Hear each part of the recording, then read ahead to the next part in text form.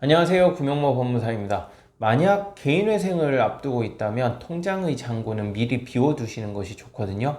이번 시간에는 이 통장 잔고를 왜 비워두는 것이 좋은지, 그리고 언제부터 통장 잔고를 비워두는 것이 좋은지, 또 그 이후 통장을 사용할 수 있는 시점은 언제부터인지 설명드리겠습니다.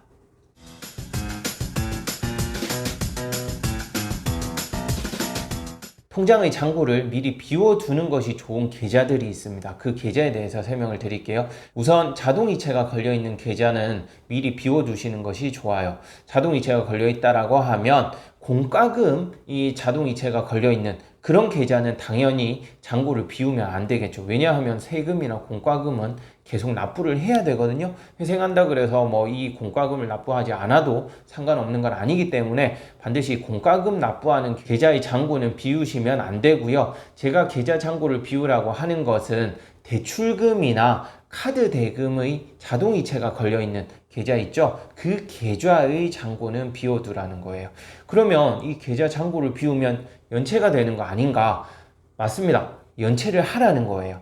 어차피 개인회생을 하게 되면 그 연체 이자를 포함한 이자는 탕감을 받거든요. 그러니까 구태여 이자를 납부할 필요는 없다는 것이죠. 그렇다고 해서 무조건 내가 회생을 앞두고 있다 해서 잔고를 비우고 연체를 하는 것이냐? 그건 아니에요. 만약 개인회생을 앞두고 있다 하더라도 몇 개월 후에 내가 회생을 신청할 예정이다. 그럴 경우에는 이자를 납부를 잘 하시는 것이 중요합니다. 왜냐하면 몇 달 후에나 개인회생을 할 예정인데 미리 잔고를 비움으로써 연체를 해버린다. 그럴 경우에는 채권자들이 그 기간 동안 소송도 제기하고 압류 추심을 할 시간이 충분하기 때문에 급여나 계좌 등의 압류가 들어올 우려가 있습니다. 그러니까 제가 말씀드리는 회생을 앞두고 있다는 것은 약 한 달 이내에 개인회생을 신청할 예정이다. 그럴 경우에는 미리 잔고를 비워서 카드 대금이든 아니면 이자 등을 미리 연체를 하셔도 된다, 이 뜻입니다.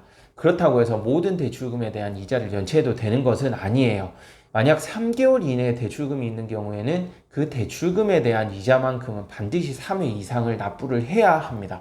만약 최근에 3개월 이내에 대출금이 있을 경우에 그 대출금 이자를 3회 이상 납부를 하지 않은 상태로 회생을 한다. 그럴 경우에는 고소당할 우려가 충분히 있기 때문에 반드시 3개월 이내에 대출이 있다면 3회 이상은 이자를 납부해야 된다는 것을 유념하셔야 될 것 같아요.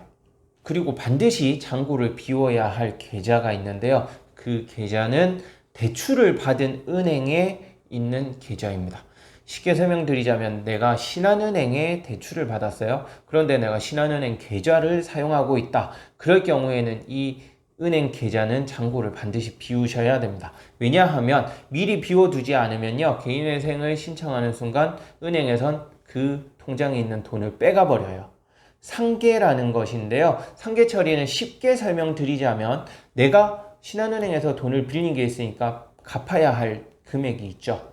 그리고 내 계좌에 돈이 들어있죠. 그 돈은 내가 받을 돈이죠. 은행으로부터. 그러니까 내가 줄 돈도 있고 받을 돈도 있으니까 이걸 서로 쌤쌤이 해서 나로부터 받아야 할 돈이 있는 금액만큼 내 잔고에서 빼가버릴 수 있는 법적 권한이 있습니다. 민법상 권한이 생기는데요. 그래서 이 잔고를 미리 비워두지 않으면 은행에서 돈을 싹 빼가버려요. 그러니까 반드시 내가 이 은행에 채무가 있다. 그러면 그 은행의 계좌는 사용하지 않는 것이 최선입니다.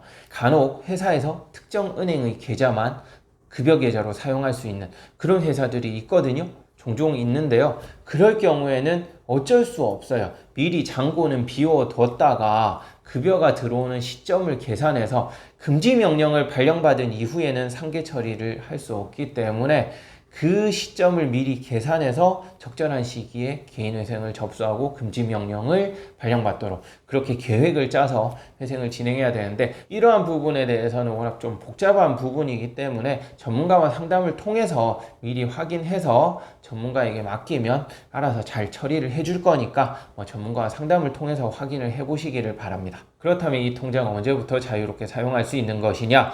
금지명령이 발령이 되면 그 금지명령이 각 채권자에게 송달이 되거든요. 우편으로. 그 송달이 도달한 이후에는 편하게 사용하시면 됩니다. 다만 자동이체가 걸려있는 계좌에 돈이 들어가 있는 경우 예외적으로 채권자들의 실수로 돈이 빠져나가는 경우가 가끔 있어요. 그리고 상계 처리도 이루어지는 경우가 간혹 있습니다. 이 경우에는 금지명령 발령 사실을 채권자에게 고지를 하고 확인을 하면은 환급 처리가 되면서 간단하게 해결되는 경우가 대부분이긴 하지만 간혹 가다가는 쉽게 해결되지 않는 경우도 있거든요. 그러니까 이 계좌를 사용하는 것도 금지명령 발령 이후부터는 사용해도 되기는 하지만 사용하기에 앞서서 특권을 의뢰한 법무사에게 미리 꼭 물어보시고 사용하는 것이 좋겠다고 하겠습니다. 네, 이번 시간에는 통장의 계좌 잔고를 왜 비우는 것이 좋은지, 언제부터 사용하면 괜찮은지에 대해서 설명드렸는데요. 이 영상 보신 이후에도 또 궁금한 사항이 있으시면 언제든지 위 번호로 전화 주시기 바랍니다. 네, 제가 항상 직접 상담하고 있으니까 편하게 전화 주시거나 또는 늦은 시간이라면 미리 카톡이나 문자로 문의 주시면 그 다음 날이라든지 아니면 늦게라도 통화가 가능하다면 제가 상담해드리고 있으니까요. 언제든지 연락 주시기 바랍니다. 네, 끝까지 시청해 주셔서 감사하고요. 구독, 신청, 좋아요 부탁드리겠습니다. 감사합니다.